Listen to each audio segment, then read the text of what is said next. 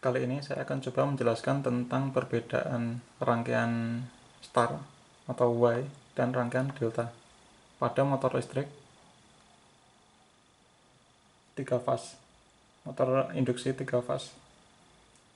Nah, tapi sebelum kita bahas yang rangkaian motor listrik ini, kita bahas dulu tentang trafo step down yang dipunyai oleh PLN. Nah, pada trafo step down sebelum ini diberikan kepada konsumen, itu digunakan untuk merubah dari tegangan tinggi, tegangannya sekitar 20.000 volt menjadi 380 volt. Ini trafo distribusi kalau nggak salah. Ini ada satu komponen trafo. Nah, trafo kan terdiri dari lilitan primer dan sekunder. Nah, yang ini adalah lilitan primernya, ini adalah lilitan sekundernya. Ini adalah inputnya 3 kabel masuk ke rangkaian delta, dan outputnya adalah atau yang sebagai lilitan sekundernya itu dirangkai dengan konstruksi Y.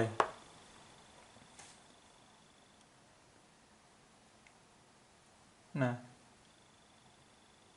ini inputnya 3 kabel dan outputnya adalah 4 kabel. Nah, kenapa 4 kabel? Karena untuk rumahan itu kan yang dipakai adalah antara yang kabel line dan netral. Line itu maksudnya ada R, ada S, ada T, itu adalah kabel line, dan ini adalah netral. Nah, untuk rumahan, untuk listrik konsumsi rumahan itu butuh 220, maka butuh netral karena tegangan antara R dan netral itu adalah 220. Antara line to netral itu adalah 220, berarti antara N dan N 220, antara S dan N itu adalah 220 juga, antara T dan N itu adalah 220. Sehingga kita butuh kabel netralnya untuk mensuplai konsumsi listrik rumahan. Nah, sedangkan 4 kabel, kalau 4 kabel itu untuk pabrik biasanya 4 kabel. Punya 4 kabelnya, punya line 3 semua, 3 RST dan netral 1. Sedangkan di rumahan hanya 2 kabel, yaitu netral dan salah satu dari line-nya. Nah, itu adalah konsep dari trafo sebelum masuk ke konsumen. Ini ada di transmisinya kabel PNL, ada 3, dan ini adalah outputnya ada 4.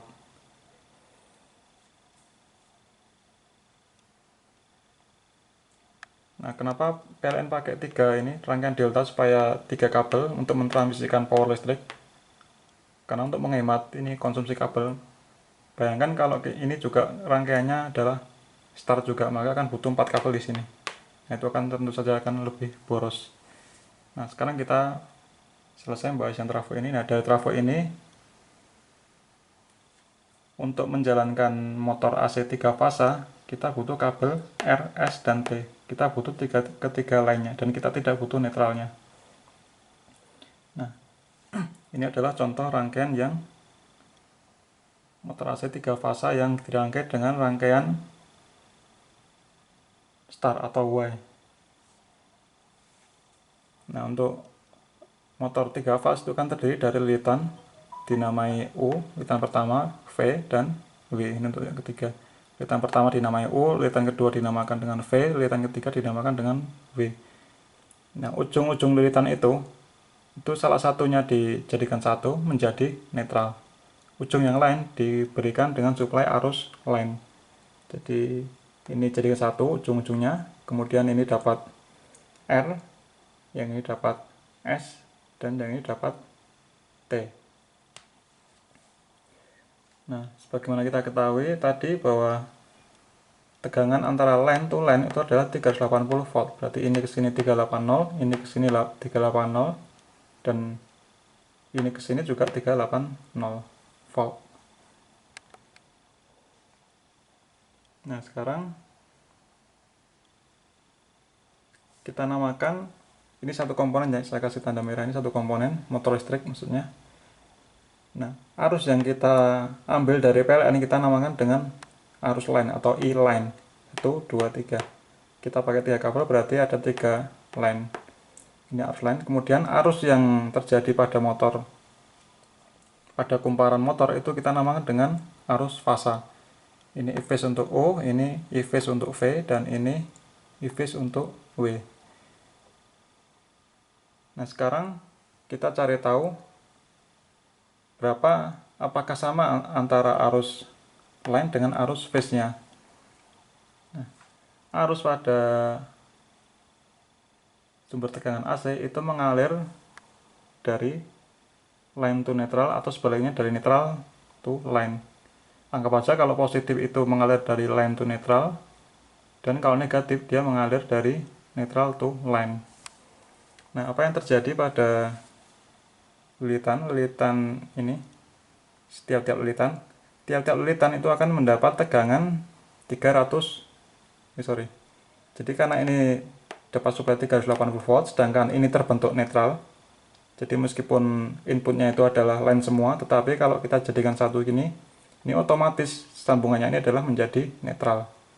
Nah, dengan demikian tiap-tiap lilitan akan mendapatkan tegangan 220 volt karena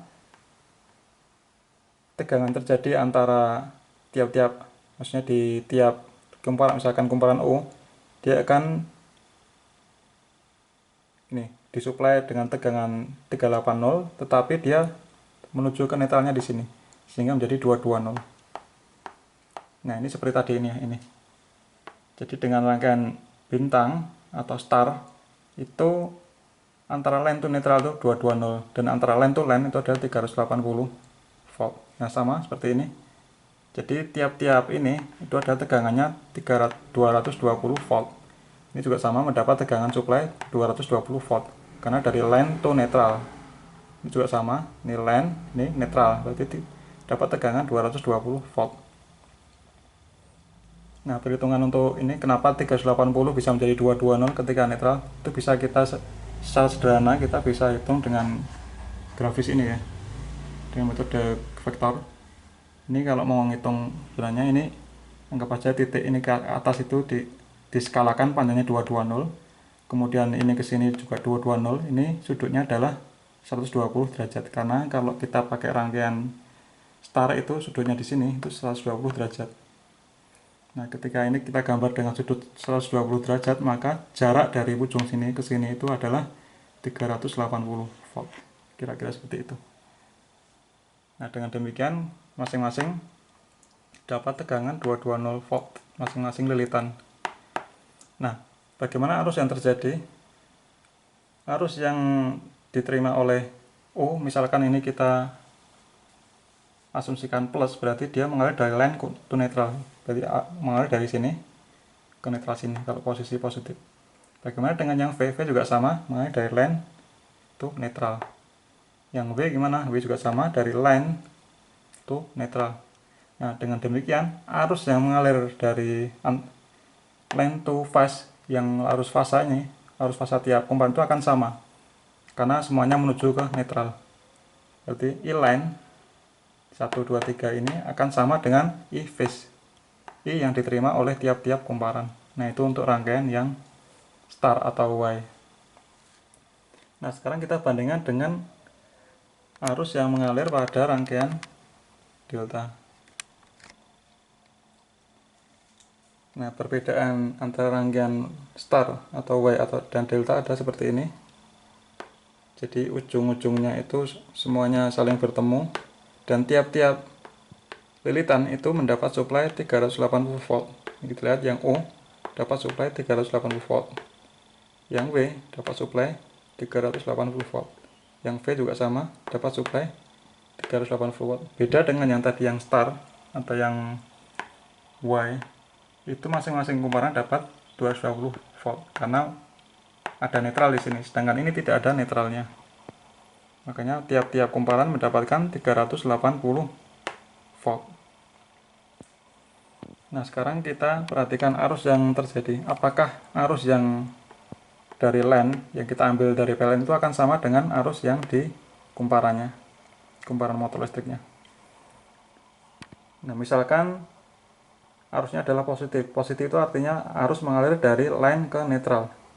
Nah, ini netralnya tidak ada. Lalu gimana netralnya menujunya? Menujunya adalah di trafonya di sini.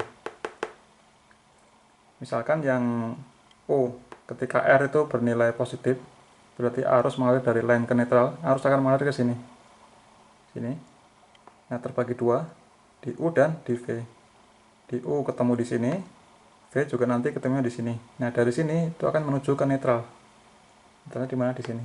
Nah, dengan demikian arus inline ini akan terbagi menjadi dua, untuk O dan untuk V dan W.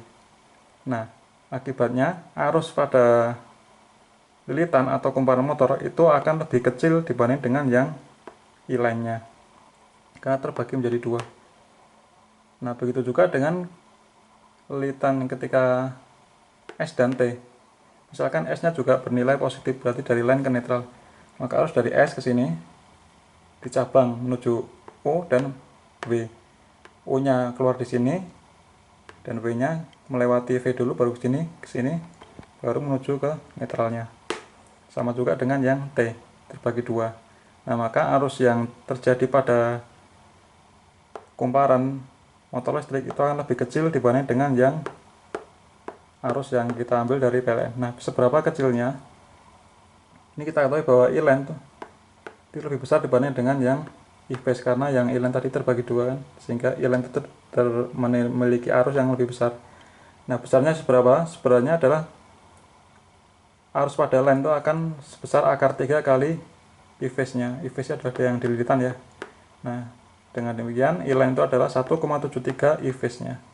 Jadi arus yang kita ambil dari PLN itu lebih besar 1,73 dari yang arus yang terjadi pada kumparan motor. Itu kalau kita bandingkan antara inline dan e-phase pada rangkaian delta dan inline dan e-phase pada rangkaian Y atau star. Nah, sekarang kita bandingkan sama enggak arus yang kita ambil untuk rangkaian delta dengan arus yang kita ambil pada rangkaian star atau Y.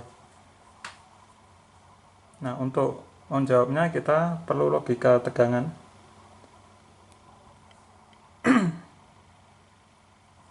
Kita lihat bahwa ini asumsikan kumparannya sama, jadi UVW ini sama dengan UVW ini sama, cuma beda rangkaiannya aja. Kita lihat bahwa untuk rangkaian yang Y atau yang star itu masing-masing kumparan itu mendapat suplai tegangan 220, sedangkan pada rangkaian delta itu masing-masing kumparan itu dapat suplai 380 volt. Nah, kumparannya sama tetapi suplainya berbeda, berarti arusnya juga berbeda. Kita lihat secara sederhana bahwa rumus V sama dengan I kalikan R. Anggap aja ini R. R itu berarti R-nya si kumparan atau impedansi yang lebih tepatnya ya. Nah, ketika V-nya berbeda, R-nya sama, berarti I-nya juga berbeda. Nah, ketika R-nya sama, R-nya itu maksudnya kumparannya, ini kumparan. Ketika kumparannya sama, tegangannya beda, berarti misalnya ini kumparannya ini dikasih tegangan 220, berarti arus yang terjadi juga dibandingkan dengan ini. Saya ulang lagi.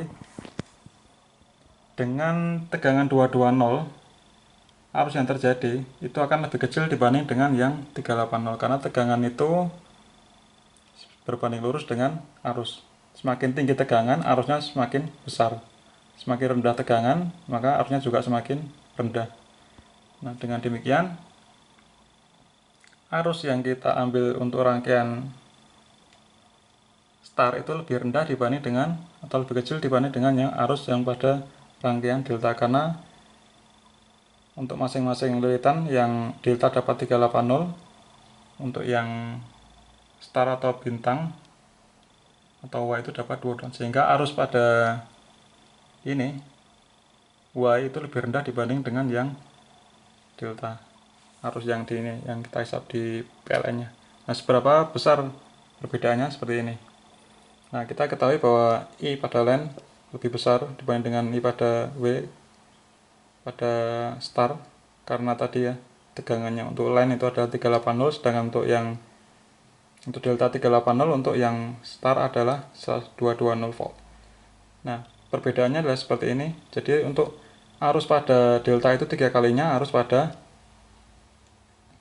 Y, atau arus pada Y itu sepertiganya dari arus pada delta. Nah, dengan demikian, dengan suplai tegangan yang sama, yang ini 380, ini juga sama 380. Nah, dengan suplai tegangan yang sama, power pada rangkaian delta itu 3 kalinya power pada rangkaian Y, atau power pada Y itu sama dengan sepertiga dari rangkaian delta powernya, karena P kan sama dengan P kalikan I. Ketika arusnya tinggi maka powernya juga besar. Nah, itu perbedaannya. Nah, sekarang gunanya apa? Kita menggunakan rangkaian ini Y maupun yang delta. Nah, untuk motor-motor yang membutuhkan arus yang besar itu biasanya untuk yang start di start awal dia menggunakan rangkaian ini Y. Karena apa? Karena arus yang diambil akan lebih kecil, sepertiganya dari yang ini, yang delta. Nah, makanya untuk yang starting awal dia menggunakan rangkaian Y, dan ketika sudah beroperasi berputar sesuai dengan standarnya, diganti dengan delta supaya memperoleh power yang maksimal, powernya lebih besar. Nah, kenapa hanya di start saja dia pakai Y? Karena untuk yang start awal itu arus yang terjadi sangat besar, yaitu bisa 6 kalinya dari arus operasinya. Nah, makanya untuk motor-motor yang besar, untuk menghindari trip itu menggunakan rangkaian Y dulu, baru dilanjutkan dengan di switch dengan yang delta. Nah, itulah penjelasan tentang rangkaian Y dan delta. Semoga bermanfaat. Terima kasih.